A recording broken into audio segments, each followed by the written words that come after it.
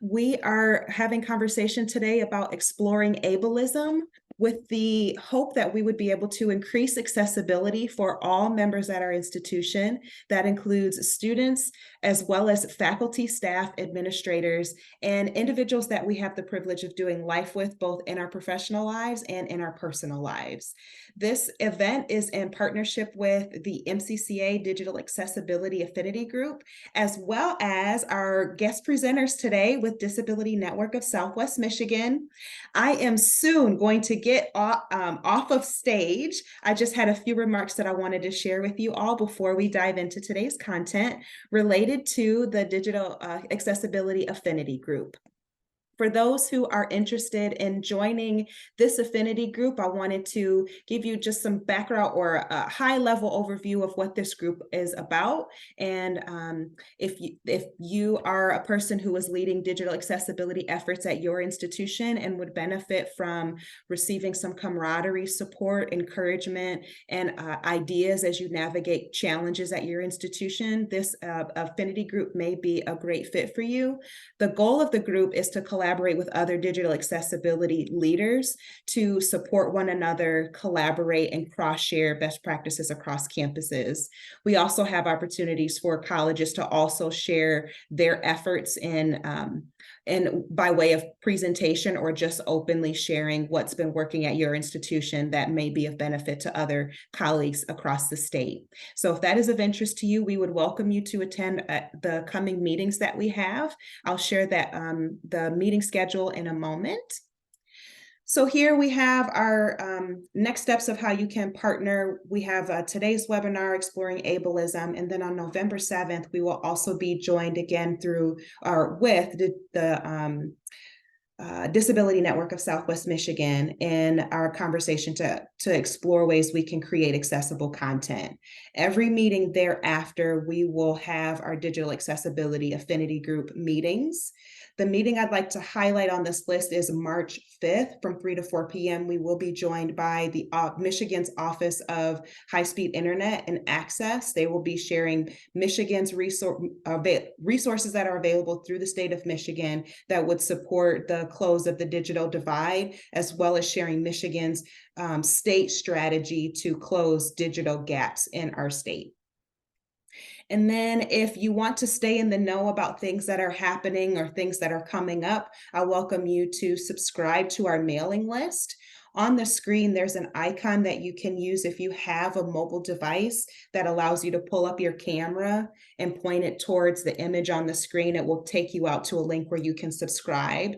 If you don't have access to this, that is quite okay. I will be emailing it out as well after today's convening. And if I don't have any questions, I'm going to stop sharing so that we can welcome Miranda to talk about how we can explore our ableism to increase accessible access to all. Awesome. Thank you so much for having us here again today. My name is Miranda Grunwell. I use the pronouns she and her. I am the program manager for community education here at Disability Network Southwest Michigan. I've been with the agency now for 15 years in a variety of different roles. And so currently I do our presentations in our community in person and virtually. And ableism was actually one of our first presentations that we developed about 15 years ago. So it's super excited to be here. We will describe things today ourselves and on the slide just for accessibility. So I describe myself as a white female with long brown curly hair wearing glasses. And then helping me out today is Tyler. So I'm going to let Tyler do a quick intro as well. Thank you, Miranda, and hello, everyone. My name is Tyler Urias, and I am the Community Education and Digital Liaison here at Disability Network Southwest Michigan. I've worked with the agency for 2.5 years. My pronouns are he, him, his, and as a brief visual description of myself, I am a white male with blonde hair, blue eyes. Very excited to be here with you all this afternoon.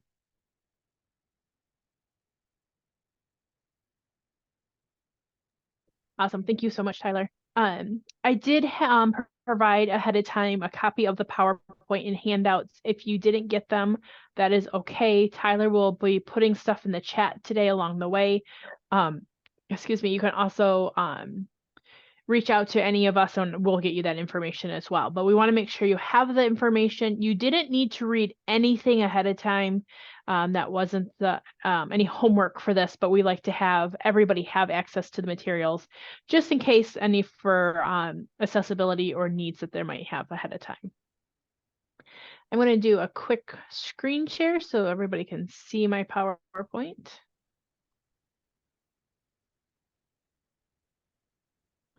So you should be seeing the first slide now, has our logo on it in the top left corner. This is Disability Network Southwest Michigan.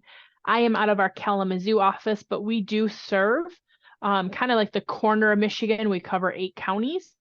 So we have a big service area, and now with Zoom, I can go anywhere, including we've been international now too, and crossed all of our states. So it's been pretty fun in this virtual space. We call this presentation our intro to ableism. Everything you think you know about disability is probably wrong. And I have probablys in a quote there. I acknowledge that all of us here today know something about disability. Whether we have a disability, we work with students with disabilities, friends, family members, current jobs, past jobs, all of those things, and just the world that we live in. We all learn about disability. And some of that information is correct. Some of it used to be correct. Some of it never was. And for some, I'm really just going to challenge some of these thoughts and perspectives that you think you have about disability and challenge them today.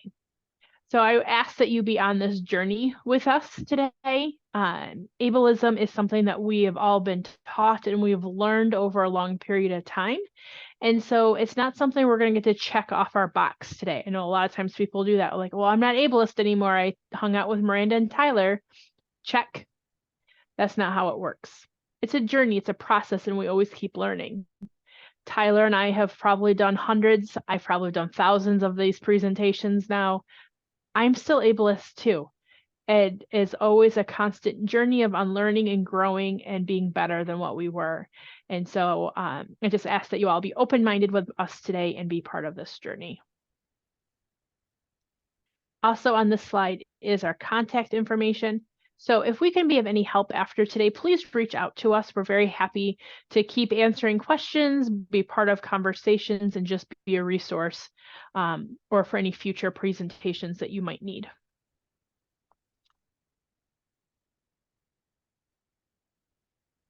We start all of our presentations with the definition of what a disability is. And we do this because we know that we all have an idea of what a disability is. And again, it comes from different things, just what we know in our backgrounds and our information. And so we use the definition from the Americans with Disabilities Act, which comes from Title I of the ADA, and that was passed in July of 1990. And it says that a person has a disability if they have a physical or mental impairment that substantially limits one or more major life activities.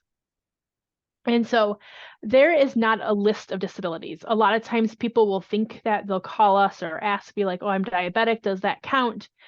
I have depression, does that count? And so it depends on if it affects a major life activity.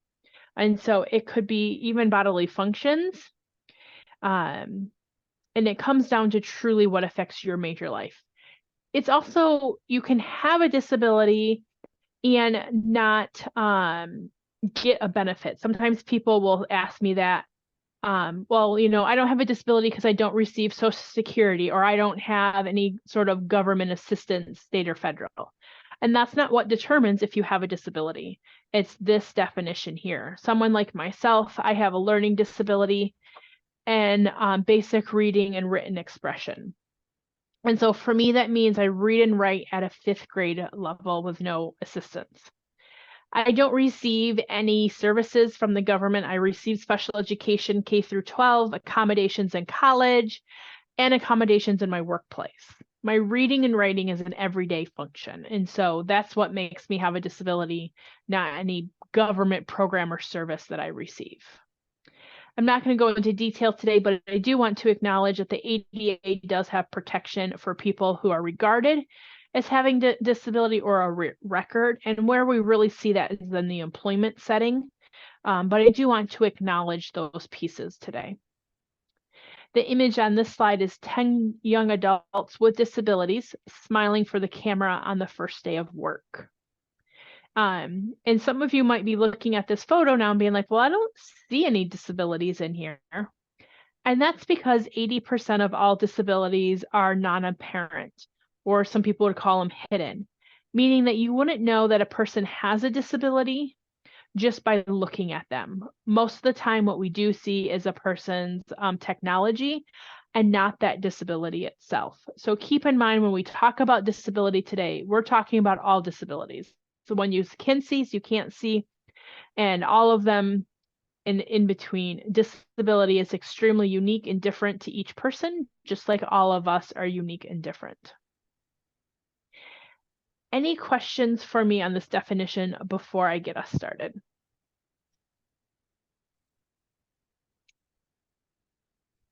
This is Tyler. There we go. I do just want to really quick. We did figure out that the Zoom is not allowing us to put in handouts at the moment. So if you do not have them readily available, I am able to send them to you. So if you want to send me an email, I can certainly send them handouts to you. If you did not get them ahead of time, or Precious may have another method for getting them. But I just wanted to state that at present, I cannot drop them into the chat. Okay.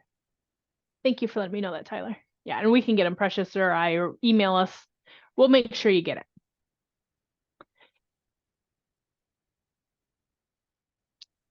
Okay, I didn't hear any other questions, so I'm gonna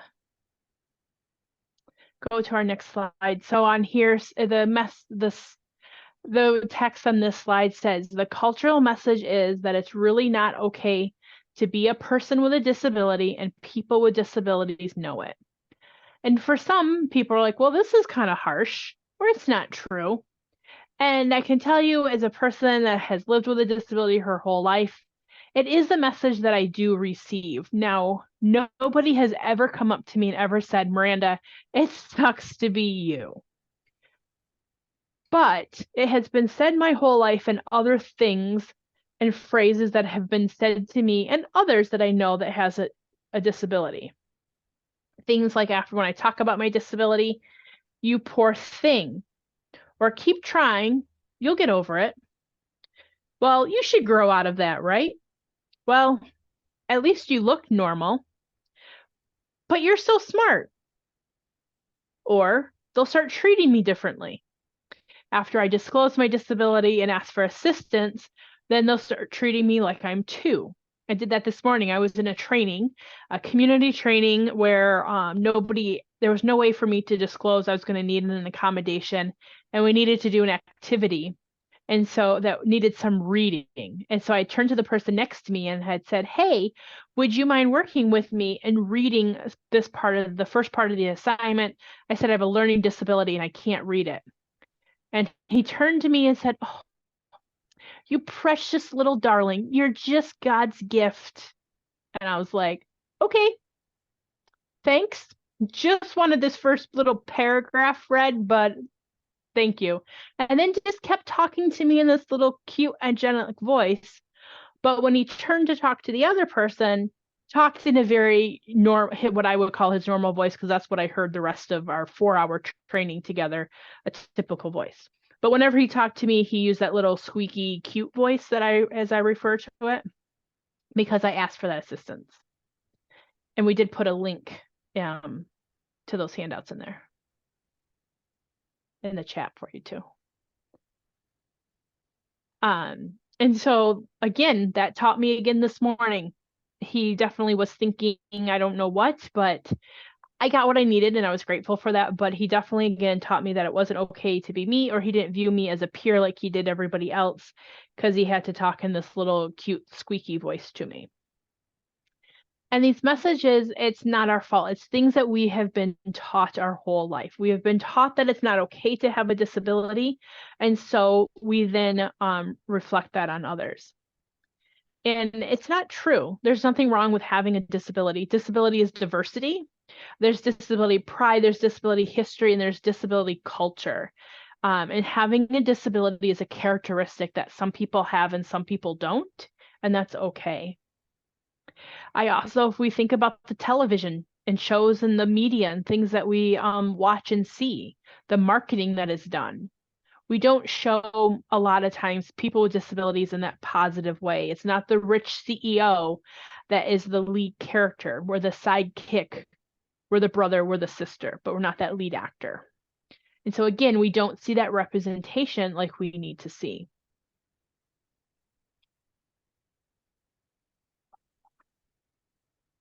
And we also don't learn about disability. When we really think about when we think about history and what we learned, if you can do with the reactions, I think reactions are a choice.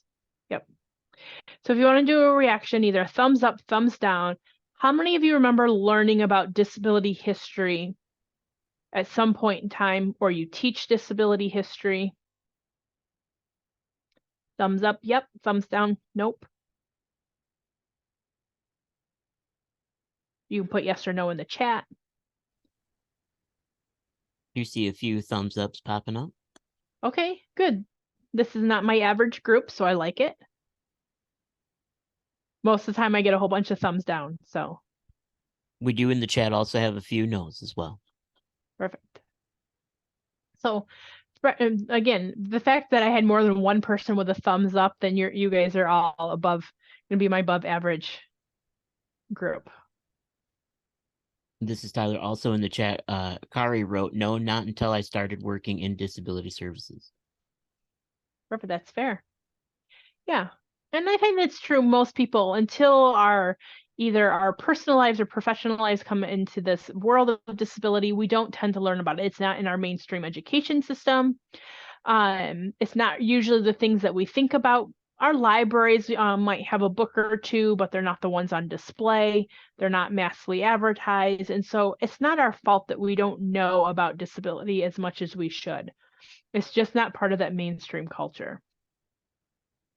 Also in the chat, Rachel wrote, I started my learning on my own, family members with various ones, but more recently training has been provided after the government stepped in. Thank you. Yeah, and that's sometimes what happens, that personal connection or a requirement too happens. And so when I give usually our ableism presentation in full is 3 hours. And so today I'm just doing the intro part of it. So I'm not going to go ton into history, but I do need to first kind of set the ground before we go into what ableism is. You have to understand the history behind a group before you can really understand that discrimination. And so it's important to know that the independent living movement is part of the civil rights movement. When people of color and women were fighting for equality, people with disabilities were there too.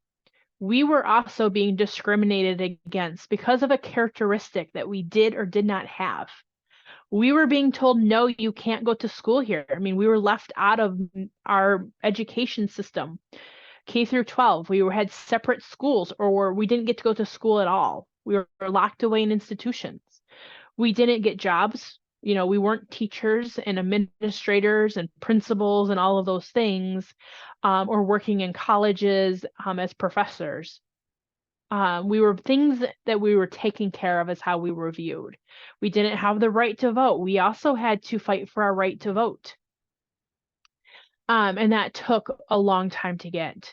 And so when the civil rights was taking place in the 60s and 70s, people with disabilities were like, you know what? Hey, us too. We were looking at our fellow community members and saying, we're sick of being discriminated against too.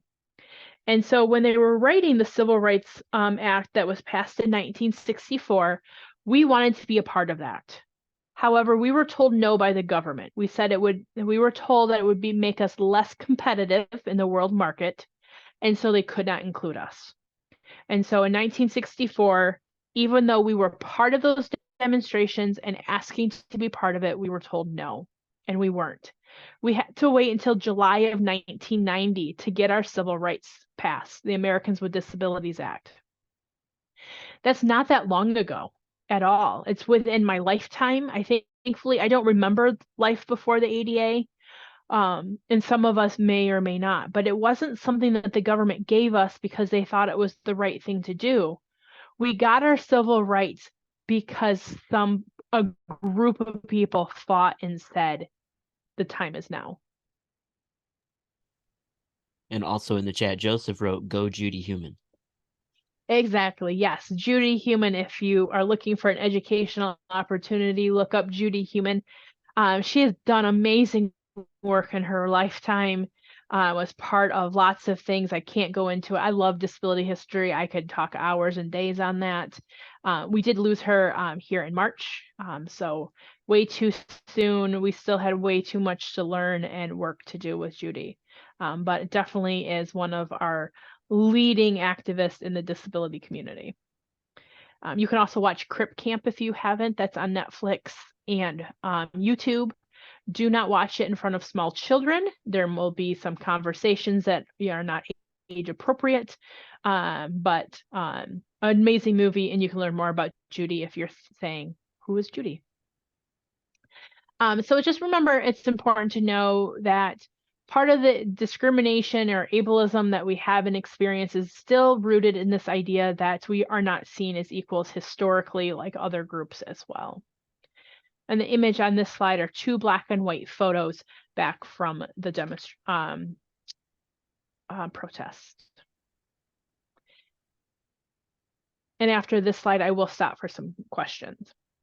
And so because we don't know this history, we don't know the culture, and the information hasn't been part of our mainstream and our growing up, we all have assumptions that lead, and these assumptions are things that we have been taught and lead to the ableism that we experience or do to others. So assumptions, it's things like having a disability is bad and sad, and overcoming a disability is admirable. There are parts of a disability that it's good to, figure out tips and techniques to improve daily life and quality of life. But we all do that regardless of disability. We're all trying to better ourselves and our families and our communities, and disability is no different. Having a disability isn't necessarily bad or sad. There are some days that are worse than others, just like anybody else. I know many people without a disability, and they have good days and bad days. And guess what? So do people with disabilities. But there shouldn't be this assumption that because I have a disability, I'm living every day to overcome it and to be better than it. Nobody's ever asked me to do that as being I'm a woman, but nobody's ever praised me for overcoming my womanness. So why do we have to do that for a disability?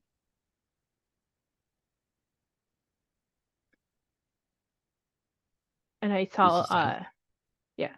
Yeah, it looks like Joseph posted a link to a TED Talk. It Looks like says it's Stella Young. Young, I am not your inspiration. Yep, it is the inspiration porn talk. Yeah, I don't have that in today's, but in my full 3-hour presentation, we do a whole section with Stella Young and inspiration porn. But for today, I didn't include that. And so it's important to remember that we're not all out there trying to overcome. Most of the time, we're just trying to live our life and to have access to basic needs and necessities in our communities like everybody else. Another assumption that we hear a lot is doctors and professionals should do whatever they can to make us be normal as possible. Now, nothing against doctors or professionals. I've benefited greatly. I've had doctors save my life, and I'm very grateful for them. However, it's not my goal in life to be normal. My goal in life is to have a happy, successful life, as I'm sure most of us do have those same ideas. Now, doctors and professionals can provide some great information and helpfulness, but can anybody here thumbs up if you follow your doctor's orders perfect 100% of the time?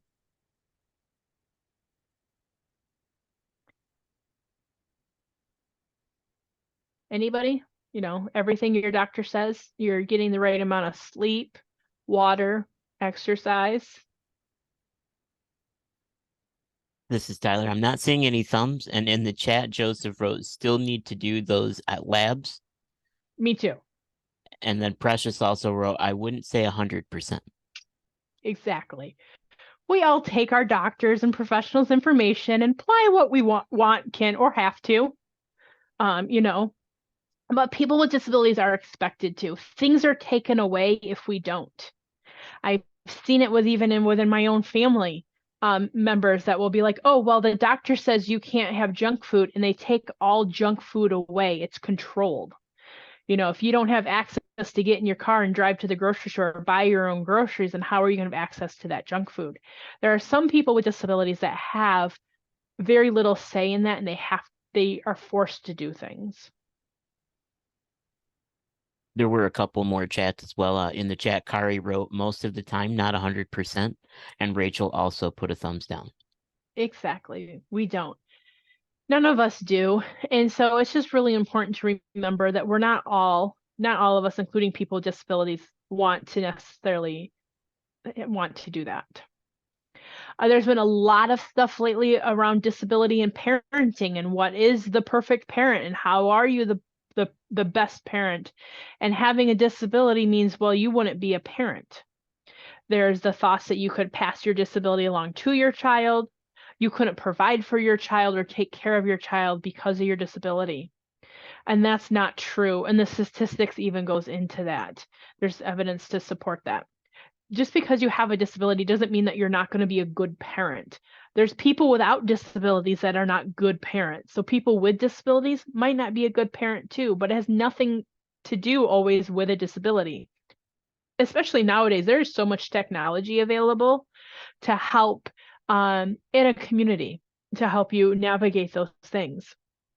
And so it shouldn't be this assumption that you couldn't be a parent and have a disability. And if a child is born with a disability, who better to help raise them than another person with a disability? And so challenging these assumptions that we have.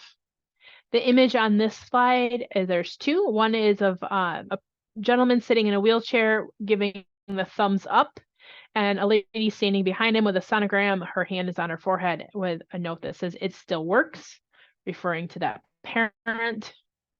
And then the last one is challenging that assumptions about professionals. It is a doctor sitting in a power chair in what looks like maybe an ER room. This is Tyler. In the chat, Rachel wrote, I also commonly ask people what is normal anyway, because what is normal to me may not be normal to anyone else. So that should be remembered also. Yep. Thank you for that, Rachel. Yeah, definitely. Normal, I always say it's relative. It's to one person's experience in life and goals. Some people want to grow up and be a rock star. I don't. I already am a rock star. You don't want me to have a microphone though. My theory in life is, since I can't sing loud and off key. Anybody, any other thoughts or questions for me before I define what ableism is? If we had sound effects, there'd be a drum roll.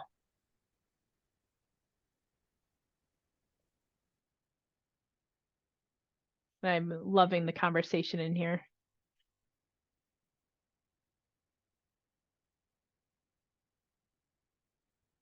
This is Tyler. Precious did put an icon of a little drum roll, actually.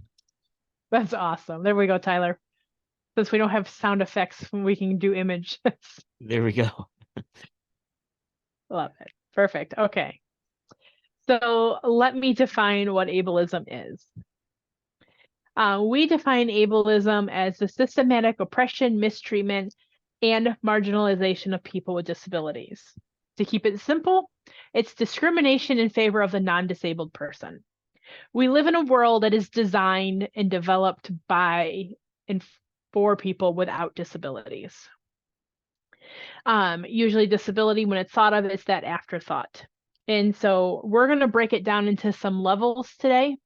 And so that way we can think about what ableism is at different levels.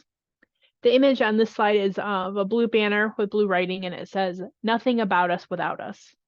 This is the rallying cry from the disability community, because far too often it's people without disabilities making decisions for us and about us, and it shouldn't be. So the first level that we're going to look at is personal. This consists of values, beliefs, and feelings. So this is what we think, feel, and believe. A common one is that people with disabilities should be feared, pitied, or taken care of. And that people with disabilities have a poor quality of life. So these, again, are things that you can think of and feel. A common example that we see here is people will say, especially to people with non-apparent disabilities, "You don't look sick." And so then will deny us access to programs and services or accommodations because we don't look a certain way. We have this belief or value or feeling that people with disabilities look or act a certain way. I had somebody tell me once, well, people with disabilities, they smell a certain way. I've met thousands of people, hundreds of people with disabilities, and none of them smell anything. And so people with disabilities, we come in all different shapes, sizes, and abilities, and disabilities change. We have good days and bad days and many things. And so it's very different in each of us. We have this idea sometimes that fear is not necessarily fear of like getting a disability or catching that disability necessarily, but it's that idea that you don't know what to do. It's that awkwardness that you're not sure what to do. Like, I want to be friendly, I want to be helpful. And so that's usually those things. And it's okay. Treat us like everybody else. We'll be okay. There's a lot of pity. People feel bad for us, sorry for us. It comes into the idea that we need to be taken care of. It's like, well, I don't know how I would do this if I had that disability, so let me just do it for you. Let me just be helpful. And I know, especially here in the Midwest, we want to be super helpful because that's what we know to do. But just ask, how can I help you? Stop and listen, and we will all be okay. We don't need to be taken care of. We need help, but we all do from time to time. And so that's that just, how can I help? And then stop and listen. Any questions for me so far or thoughts?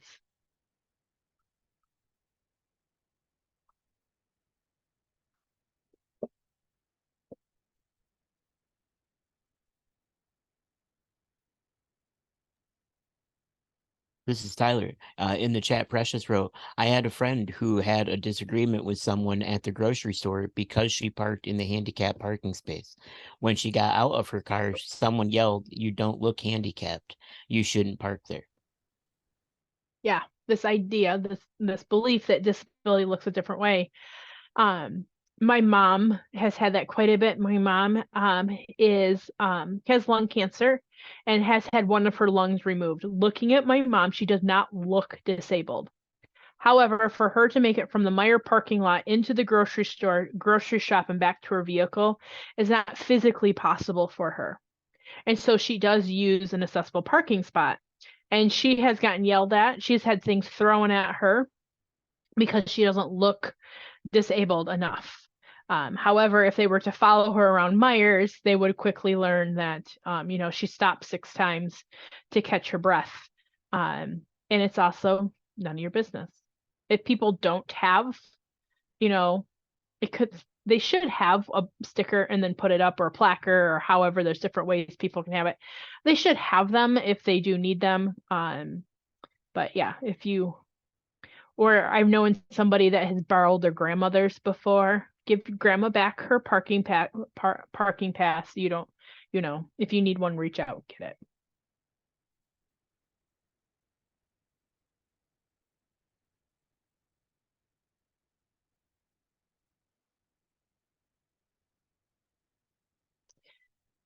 Okay, so the next one is interpersonal. This consists of our actions, behaviors, and language. So this is still, again, us, but now we're putting it out there in the world. So it's not addressing the person with a disability, but the people that are with them. I don't want to talk about snow, but it's coming. We're in Michigan. Sorry, I'm not a fan either.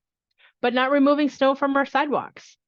Sidewalks is access for many people with disabilities. It's how we get about. Not everybody drives. And so, whether it's someone with a wheelchair needing to access that, or even someone who is blind or low vision has that white cane, it's really hard to navigate with all that snow. And so sidewalks are a form of, movement in our community. So removing that snow this winter, when that has to happen. I know it hurts me to use that example.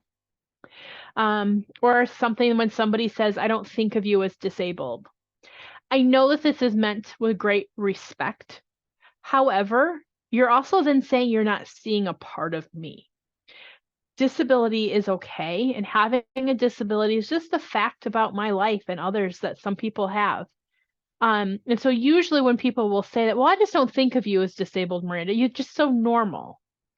Again, it's meant as that compliment, but that's not how I take it, because usually the next part of that conversation is you're denying me access to something, or you're denying me my accommodation because you don't think of me in that way. And there's nothing wrong with having a disability. And so we shouldn't take away that person's identity. And with that, another one is don't let your autism define you. It could be any disability, but this is one we hear a lot in the community. Well, I'm not going to let you shouldn't do that. That's letting your autism define you. Well, no, it's okay to have autism or any other disability, and being part of those groups and accessing those resources and programs and services.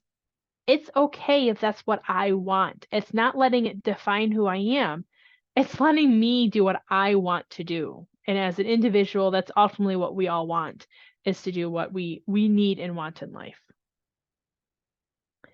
The image on this screen is of a cartoon type drawing. There are two people standing up and one person in the middle between the two of them sitting in a wheelchair. And one person is saying to the other person that's standing, so what are Robin's plans for Christmas?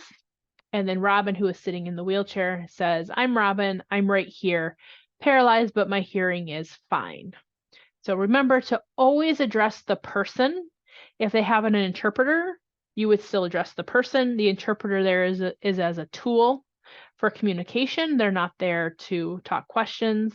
If a person has somebody with them, like I know I did this when I was in college, especially at the beginning during that orientation, my mom came with me. And a lot of people kept asking my mom if she had any questions. Well, guess what? My mom wasn't paying the tuition bill and my mom wasn't coming to college with me. Very few people asked me if I had any questions. And I had lots of questions, but didn't get to answer all of them because everybody kept talking to my mom. We see this also too, especially with somebody with an intellectual disability. They'll look for their parents or a caregiver. I've been asked before, is your caregiver here? No, I'm all here all by myself. My husband doesn't travel with me or go places in that capacity. He's my husband. He doesn't get to make decisions, major life decisions for me. Do we discuss them? Yes, sometimes that's what couples do, but he doesn't get to be my caregiver and make those decisions for me. Anyone, any questions or thoughts here?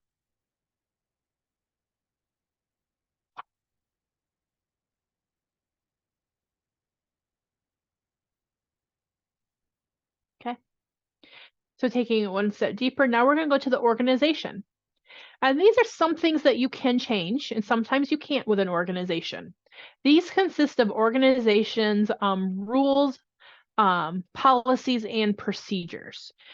You might be able to influence them and you might be able to help change them depending on where you are within that organization. And sometimes you don't have any say except for trying to educate and advocate, and that's okay. But a common one that we see at a lot of places when they're hiring is that you must have a valid Michigan driver's license to work here. Now, is it meant to be a form of discrimination? I don't know, but it is. There's lots of reasons why people can't get a driver's license. It could be because of a disability. It could be because, because of their disability, they're not able to drive. And so thinking about it, do you really need to drive to do this job? And some people will say, well, they have to get here. Well, there's lots of ways to get to work and get home. They could ride with a coworker. They could take the bus. They could walk. They could ride the bus. They could get a Uber. They could get a Lyft. Like there's lots of ways. And unless if you're concerned about how everybody gets to work, then don't be concerned about how I with a disability gets to work. As long as I'm here on time and I do my job. A Michigan or a valid Michigan ID could very much be needed. You do have to prove you're able to work here. I just got a part-time job and had to pull out my social security card and driver's license yesterday to prove I worked here. And so that's part of working, but it doesn't have to be a license. Another common one that we hear, especially in the service field, is you must come to our office to get services. We did it beautifully during the pandemic. We figured out how to do lots of programs and services virtually. And so we really need to keep that for people with disabilities. There's lots of reasons why it could be hard for a person to always get to campus or get to a service. Transportation could be one of them. It could be disabilities. Some disabilities, you have good days and bad days, or you could have flare-ups and things like that, being exposed to certain things, especially during cold and flu season. And so keeping options available for people, the more options people have, usually the better it is. Another one is fragrance free. Fragrances can cause some, headaches, rashes. For some people, it can cause some breathing problems. And so making sure that if you have if you don't have a fragrance free policy, trying to implement that, or at least think about those cleaning products. Fragrances can cause lots of different problems for people. And it's a barrier that a lot of people don't think about, is those things that we smell when we're there. And so like here at Disability Network, we have a fragrance-free policy. And we do ask guests that come to our building not to wear fragrances. Do we track what laundry detergent they use? No. But we do want them not coming bathed in, smelling like they're coming from Bath and Body Works. Stuff like that, like lotions. We do have fragrance-free lotion that's available. Our hand sanitizer we have throughout the office, that's all fragrance-free. Just trying to be mindful that some fragrances can be harmful to people. Or having segregated seating or segregated programs. Yes, we all like to sometimes just be with our people, as I call them. I like hanging out with people with disabilities. I'm, those support groups and those very safe places that we all have with people. That's good, but not all the time. Not always should we be segregated. I should be able to attend whatever classes I want, be part of whatever groups and part of communities on campuses, and not always be referred to the disability group. Oh, you have a disability? You should go be with Disability Student Services. You shouldn't be on student council, or you shouldn't be on, whatever. Know that there's times and spaces where we want to be with people within our community, but we also want to be part of our bigger community and just have full access to our community. The image on this slide just says, "Are you awesome? We're hiring." Remembering looking at your hiring practices. If you don't have many people with disabilities that you know of working with you, why? Why aren't we there with you? 1 in 5 Americans have a disability. And so that means more than likely you should have people with disabilities there. And so looking at those hiring practices and asking at the organizational level, why? Why don't we have people here? The next one is cultural. This consists of our values that we define as a culture. So again, taking it one step deeper, our cultural values on what we define as a culture as beauty, truth, right, and normal. Some examples of this is we place value on walking over wheeling, or that it's even better. And we see this because when we build stuff, we build steps, right? We just assume this as a value that people are going to walk up these steps. We could just build everything with ramps. Ramps work for everyone. So why don't we just build everything with ramps? Or that it's better to drive than be a pedestrian. Again, if we think about snow removal, we spend thousands of dollars as taxpayers on removing snow from our roads because that's our priority. Why don't we use some of those same money to remove snow from our sidewalks too, and just have that be a city service? We can do it. I grew up in a small town here in Schoolcraft, Michigan. And that is actually something that the city does. So if you live within the village, they plow your sidewalks for you as part of your city taxes, because they value accessibility for everybody. And so when roads are taken care of, sidewalks are taken care of. and you don't have to take care of that yourself as a homeowner. And so thinking about that, where do we place our money and our values? Or a culture that there's a right way to fit in. We have all probably been told at some point in time to act a certain way or do something a certain way to fit in, or we have felt those societal pressures to do something to fit in. Why? Why do we have to? In a world where everybody's trying to be the same, stand out and be you, be beautiful.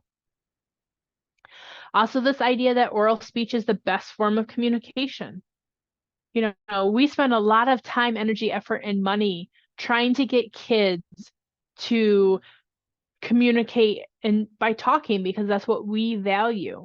Why can't we spend some of that same money and teach ASL and alternative forms of communication, picture boards, talking boards, keyboards, talking software? There's so much technology that's available. Why don't we teach that more for students that need that in people? Why do we always force speech first? Again, culturally, that's what we've been taught that is best. Also, this belief that people with visible disabilities are not beautiful. And the image on here is this a great example. I just asked Google for a picture of beautiful people, and this is one of the very first images that came up. It is a bunch of little splits of photos of people. They're all light-skinned, white, blonde hair, blue eyes, beautiful makeup, not a flaw in there, long hair, young, no wrinkles, and none of them look like they have a disability. This idea of a society in our culture is what beautiful is. People with disabilities, we're beautiful too. We're all beautiful. And we all have the right to be regarded in that way. And so then this all leads to internalized ableism. Internalized ableism occurs when a person with a disability believes that they are less worthy due to their disability. So this is taking in all of these forms of ableism that we experience at different levels, different days, some days all of them, some days not.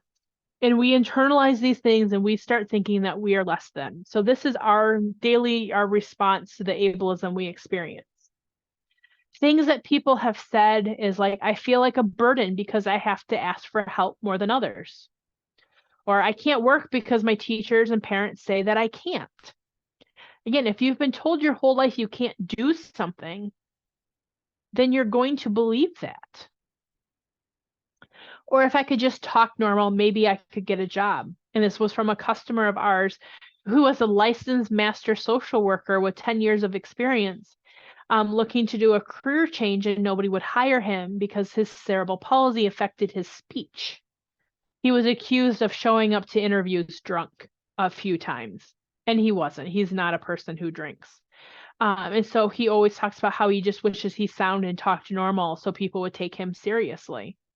He's internalized this ableism that he has faced his whole life to not value him. And so thinking about those things and then challenging them. A lot of times people with disabilities, we see this by saying, I'm sorry. The image on here is of a sticky note and it says, I'm sorry. And so you'll hear this a lot with people with disabilities. I'm sorry. Can you help me? I'm sorry. I'm sorry. I did that this morning in that training when I needed assistance. I turned to the person next to me and I started the conversation with, I'm sorry, but can you help me? Instead of, hey, can you help me? Hey, can we just pair up? Would you mind reading this? I probably said I'm sorry 10 times in the first 2 minutes of my conversation. And then I thanked him a ton for being helpful. Even though he talked to me like I was a small child, I was so grateful he helped me and read that handout for me. We shouldn't have to apologize for needing assistance. We all need assistance at different times in our life for many different reasons, and disability is just one of them. And so, but it's that internalize what we have gotten from all of this experience.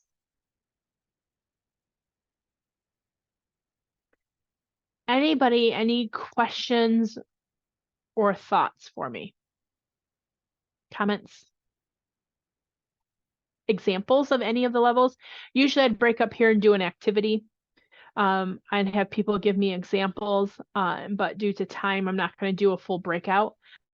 But I do have time. I do leave enough time. If anybody wants to share any examples of any area of ableism that they have seen or experienced. Like the parking was a great example.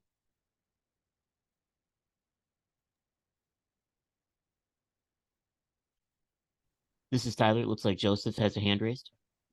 Yeah, Joseph. Yeah, I spent a lot of years in IEP meetings, and I used to hate it when it was tedious and also disturbing. A lot of my IEP meetings always started with all the things my son couldn't do, or I Yep. should say, all the things my sons couldn't do. Both of my sons are on IEPs, and it got to the point where I said, could you please start these meetings focusing on things that he can do? And it's finally, both of my sons are out of school now, and but it was very challenging to go to those IEP meetings and just listen to all of the things, all these people telling me about all the things he could not do and how he was not normal. And I was just like, I had enough of it. I was like, okay. Yeah.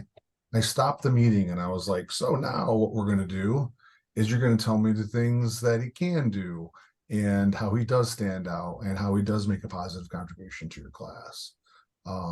It's been a long road, Yeah. Yes, those IEP meetings. Thank you for the example. This is Tyler, and it also looks like Barbara has a hand raised. Yeah, I just wanted to add something positive, because I know that the frustrations are a lot, and people go through a lot. I'm learning a lot and hearing a lot of things that, unfortunately, I've been familiar with a sister who had learning disabilities growing up, and my watching my mom struggle with trying to get the schools to work with her, and things have come a long way, but there's still a long way to go. And on a personal note, while I've always been an advocate, up until the last 2 years, when I had an illness that has now created mobility issues for me returning to work, I see it through a personal lens now that I had not had before, and have been so pleased with how my employer has really risen to the occasion. Good. And made things not only better for me, but that in turn makes it better for everyone. And while we can't do everything, when I tell people about the things that have occurred over the last year, for me with regards to parking, making the bathrooms more accessible, some door entrances more accessible, and just the overall awareness on campus, and our facilities area looking at, giving more prioritization to fixing sidewalk entrances. Good. And things like that. It's been incredible to see. So from my personal experience, I feel very hopeful that that can be more people's experience as the conversations are being had and people are trying to do the right thing. Yeah, definitely agree. Thank you. Mm-hmm. And I'm glad to hear that. I think October is Disability and Employment Month. And actually Tyler and Max just wrapped up the series at 3:00 today. But we did a lot of conversations, and we're finding more and more businesses are reaching out to us and saying, we have hired or we are hiring people with disabilities, and how do we make that better? So I'm going to pause for this chat too. This is Tyler. Thank you. In the chat, Erica wrote, I appreciate your comments about job descriptions and job postings. Can you recommend a resource that colleges can use to ensure that they are avoiding the issues that you have described? Yeah, this is Miranda. I'm trying to think of what handout. Did I provide a resource handout? I did. So I did provide one of the handouts is blogs, websites, and other ways to stay connected online. So I would check out those resources. I do have some additional resources. Job Accommodation Network, JAN, is a great resource about job accommodations and how hiring people with disabilities in that accommodation process. So I check out JAN. I'm happy to share. I have lots of resources when it comes to jobs and stuff like that. If you could send me an email, is the best way that works for me and my disability. If you send me an email and just be like, hey, Miranda, can you send me employment resources? Then I can hit reply and send all of those resources over to you. That's the best way for me to get you additional resources. And then you can share widely. All of my resources, please share.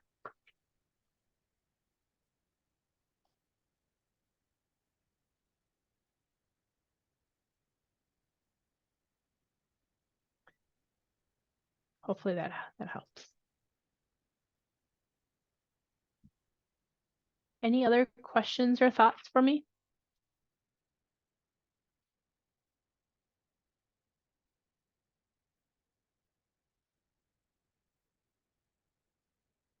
Okay, just getting my notes caught up. This is where I skip a whole big, huge sections. We're going to fast forward 2 hours in the world of this presentation. We are offering, Tyler, would you be able to put a link in the chat to our November schedule?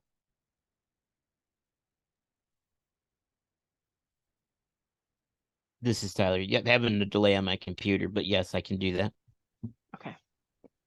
Yeah, so in November, we are offering Abelism 101 and a 102. It's free and open to anybody. Registration is still open. And Tyler will be putting a link on there. And if you can't come to November, we will be doing it again in February. Those dates are not public yet, but we offer them a lot. So if you are like, hey, I need this full training, or if you want to do 102, you can. You've learned the basics for 101, and so you can skip to 102 if you would like to do that in the future. And I caught Tyler off of that request, so I know he's working on it.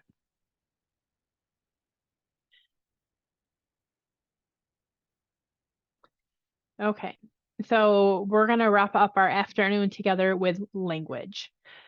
When we talk about ableism, it can be hard, depending, we're all on different spots in our journey, and that's okay. It is truly a journey, and we all need to just keep working, learning, and growing. And language is one of them. When I leave a presentation, I'm happy to learn, but I'm an action person. Like, I need to do something now. Ableism is yucky. I don't like it. How do I start making this world better? And we can all do that with our language. Language is powerful. We can build a person up and we can tear them down with just our language.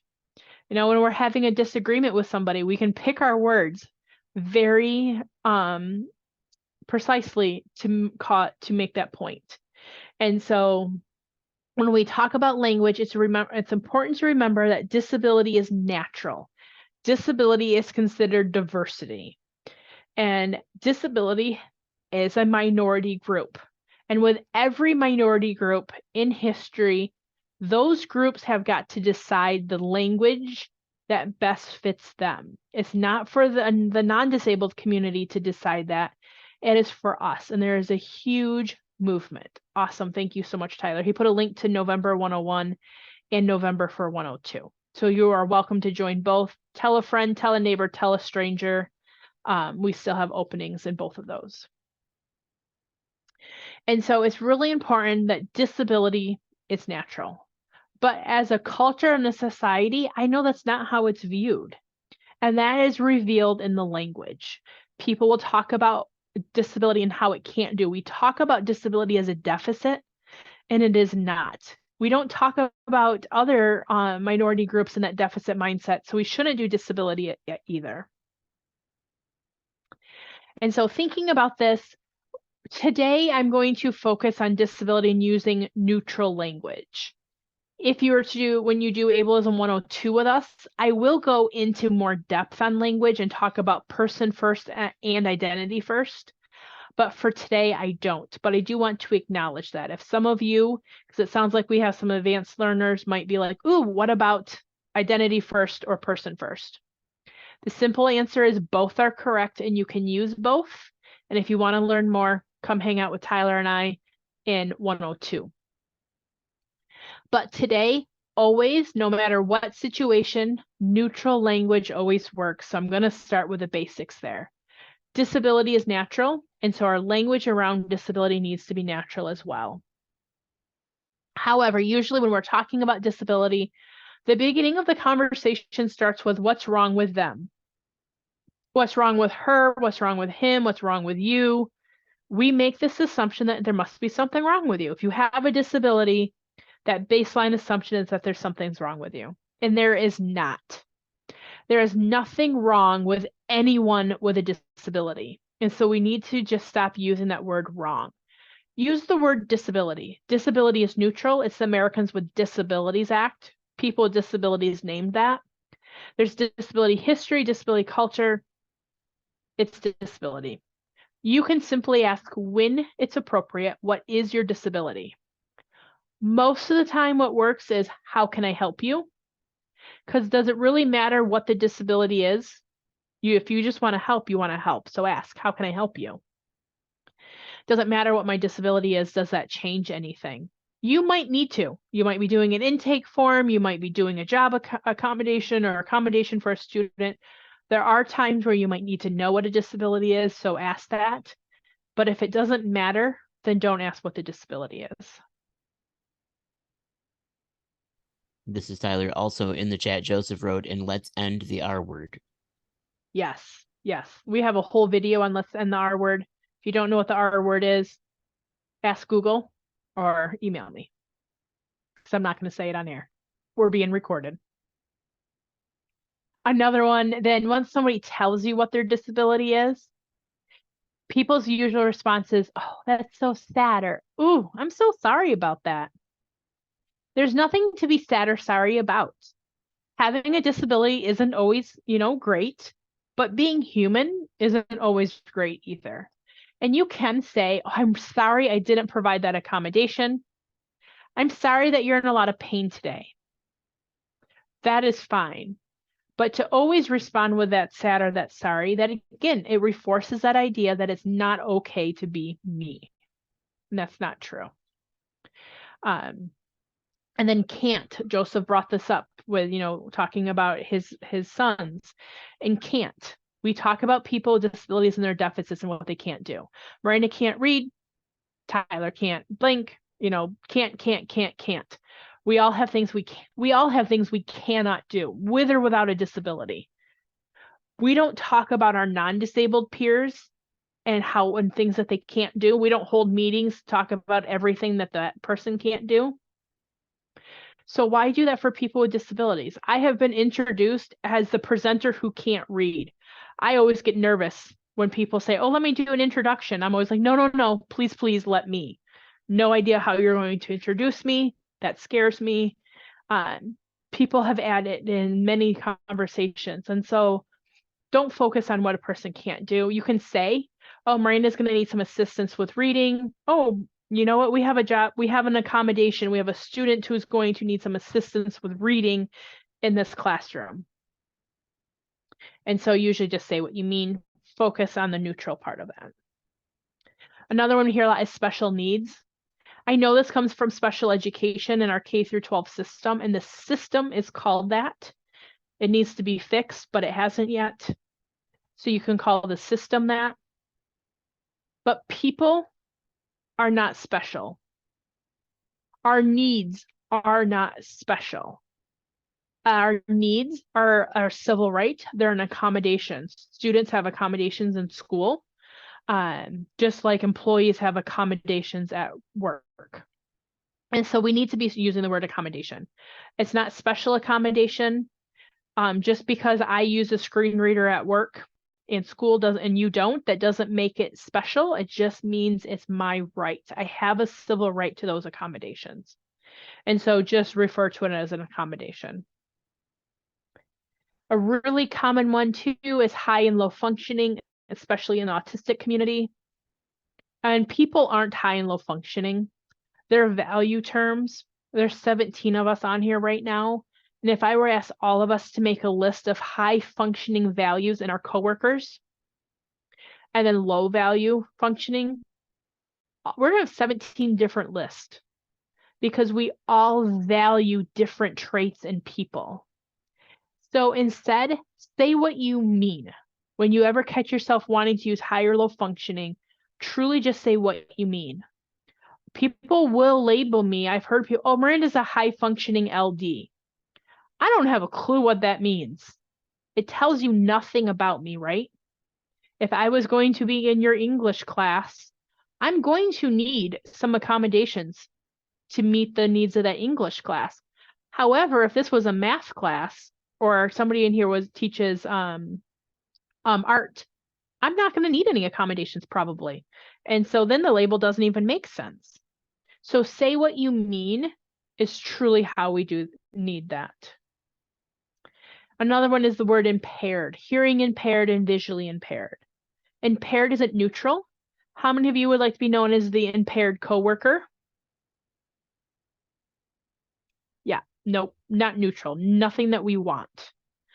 It can be blind or low vision, or deaf or hard of hearing. If you don't know, most of the time you don't need to know what the clinical definition is. You can just say, people can decide. I do have a friend who is technically legally blind. I only know that because I asked her. However, she refers to herself as low vision. So that's how I do it. I asked, hey, Leatrice, do you prefer blind or low vision? She actually said, well, I prefer Leatrice. And I was like, fair. But if I need to include your disability, what would you prefer? And she says, I actually prefer low vision. Perfect. That's what I prefer. That's her choice. Now, does she have to put that she's legally blind when she's applying for a service? Yes, that's between her and that paperwork. But generally, we don't need to get that in depth. Deaf of hard of hearing, blind or low vision. Don't use the word impaired regarded any person there. Any questions or thoughts for me?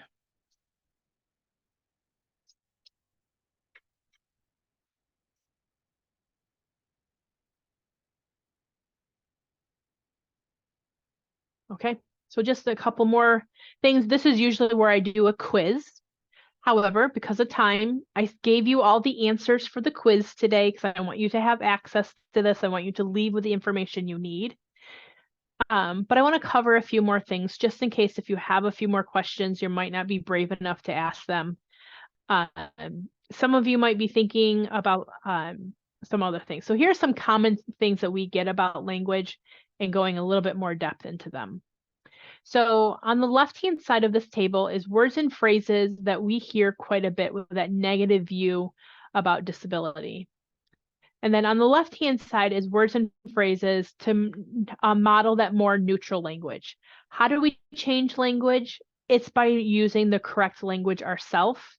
And over time, people around us are going to model that neutral language. They probably won't even know why they're doing it, but you'll influence them by you using that neutral language.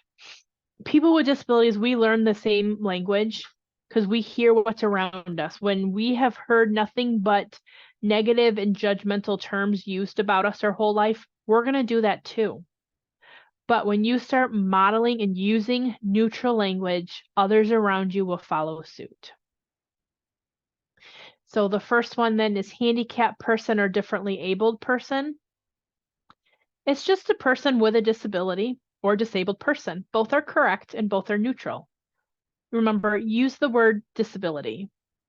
There's nothing wrong with the word disability. Handicap is considered actually old and outdated. And when you really dig deep into the word handicap, it's actually a term back in Romans times related to sports. It was never meant to be applied to people when you look at that root of that word. And so let's not use it anymore. And differently abled, when we go back to the very beginning of this presentation, when you think of differently abled, a lot of times people think of how your body moves, and that's not what disability is. Disability is bigger than that. So let's just use the word disability. And so some of you might be thinking, okay, Miranda, I'm following you. But what do I call those handicap bathrooms and that handicap parking? Because that's how we usually all know it as. It's actually accessible parking and accessible bathrooms. Here in the state of Michigan, we did change that back in 2021. It is now officially that. Signs take time, and when the law is passed, it takes time to get those things. Signs are built like in all of your school parking lots. They were put up probably years ago, and they stay until they start rusting or the snowplow takes them out or a bathroom is remodeled. And so it will take time to get signs replaced. But if you are a person that does that, make sure that those signs are updated when you can. It's accessible parking or an accessible bathroom. It's a design feature. It lets people with disabilities know that they can use that space. Another one is able-bodied person or normal person. That would then just be a person without a disability or non-disabled person. Both of them work. Again, just because you don't have a disability doesn't make you normal. I've met lots of people without disabilities. None of you are normal. And able-bodied, again, is referring to how your body moves, and that doesn't really make sense when you really think about that definition of a disability. This one here is wheelchair bound or confined to a wheelchair. And I'm going to let Tyler explain this one. Thank you, Miranda. And this is Tyler. Yeah, so words and phrases that have showed a negative view and that I personally, as someone who has been a wheelchair user my entire life, have heard. People will tend to use wheelchair bound or confined to a wheelchair to describe somebody who is using a wheelchair. And I can just tell you that that is not the case for me and for many people that I know. Wheelchairs are actually liberating and freeing and allow us to move within the community in ways that we otherwise wouldn't. And so it certainly is not bounding or confining. And so I prefer, and what's here also, and what many prefer, is to be a wheelchair user or uses a wheelchair. That's both in identity and person first. And I will just share that there was a moment in my life where I didn't have access to insurance and didn't have a chair. And I would argue that those were actually the bounding and confining moments of my life. And it wasn't until I was able to get access to my chair and be able to re-enter the community and do the things that I enjoy, that it brings a lot of freedom. So it's actually quite the opposite. Awesome. Thank you, Tyler, for that example. Mhm. The next one is that's crazy or that's insane. There could be a few different options, and this comes from the mental health community. Crazy isn't neutral anymore. It's the crazy gunman, it's the crazy person. Crazy isn't good. Usually when we're using the word crazy, it's because something isn't good. It's not how we like it. And so the people with mental health disabilities are asking us to refrain from using that. Crazy could also historically put somebody in jail or an institution. You could be deemed crazy and locked away with no proof or information behind that. And so there's lots of different answers. That's wild, wow, unbelievable, no way. I've called somebody a liar before. They were telling me a story about something that happened to them, and I was like, you have to be lying to me. Please tell me that did not happen here in 2023. And they're like, yep. And so crazy might not be something to you that's like, you might be like, oh, whatever, that's not a big deal. That might be okay for you, but you don't know everybody's lived experience and what that word may mean. So it's honoring that group of people and what they say and working to not use that. I know personally that's my hardest one that I'm still working on. I've probably been teaching that part now for the past 7-8 years, and this is the one I catch myself on and having to rework because it's used so much in our community as a society, but we really need to work on not using that. Special accommodations. Again, people are like, oh, I like the word accommodations. That makes sense, Miranda, but they leave the word special in front of it. Accommodations are not special. Accommodations are a civil right. And so just use the word accommodations. And my last example for today is the word disability, but disability is spelled lowercase dis, uppercase ability, Ability. And it's just disability. And people say, well, I don't want to focus on the disability. Isn't dis bad, disability? No. It's disability history, culture, and pride. There is nothing wrong with having a disability. There's nothing wrong with the word disability. And so let's just use the word disability. This is Tyler. It does look like in the chat, Joseph provided another link for a Sue Austin deep sea diving in a wheelchair TED Talk. Thank you very much for that, Joseph. Yeah, thank you. I'll check that one out. That sounds like a new one for me. And I've left time here. Anybody have any questions or thoughts on language? I did provide a handout of language guidelines, kind of summarizing everything just to leave. It's a lot of information. Sometimes language is new for people. And so just to have an additional handout and thought later, that handout's available.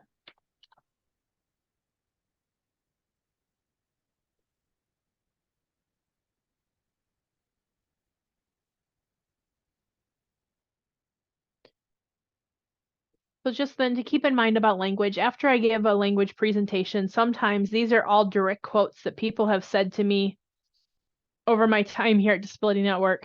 Miranda, people are too sensitive. It's all about political correctness. It changes all the time. I cannot keep up. It's not like I'm trying to offend someone. What's the big deal? Or the newest one, Americans, you're just getting soft. Language isn't about any of these things. Language is about valuing a group of people and our history and our culture and our language. Just like other minority groups here that all get to set their language, we get to do that the same as individuals and people with disabilities. We get to decide those things. It's not about being sensitive or political correctness. And guess what? It does change. Language changes. Webster Dictionary updates often to keep up with the change in language. So disability gets to do the same thing. We get to change and evolve in time like every other group. And so, yeah, it is. Ask questions, keep learning, ask Google. You can't offend Google, so ask Google. It is offensive. People have offended me by the things and the way that they have spoken to me, talked to me, with me, and about me and around me. Language is powerful and it is a big deal. And I actually don't think we're getting soft at all. I think finally, as Americans, we are starting to value each other and our lived experiences and our culture. And I think we're actually getting better. Better doesn't mean soft. Better is good in this case. And so I thank everybody for working that are trying to make language. And I know it's a change. You're not going to get it right all the time. That's okay. I mess up too. And it's about correcting yourself and moving on and being okay with it. The image on this screen is of a person's face super close to the camera, their hands out like a really big face nose. That's what I think of when people say to me, yeah, but Miranda, this is the image that comes to my mind. That's my humor that I have in my brain. And so remember, language isn't about any of those things. My last slide here is just my contact information. It says questions, comments, has our website if you want to check out Disability Network. And we have some good resources on our website as well. And our logo. Any questions? I left time at the end because I wasn't sure how many questions people. I want to make sure we have time for those. This is Tyler in the chat. Joseph wrote, thanks for presenting. Yeah, thanks also for participating, Joseph. I love participation. There's nothing worse than when nobody participates. So I like that people came to participate.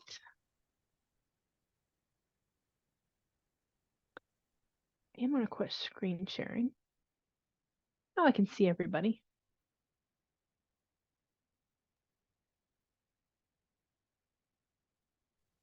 If I had some sound effects, I would do the round of applause. This is Precious speaking.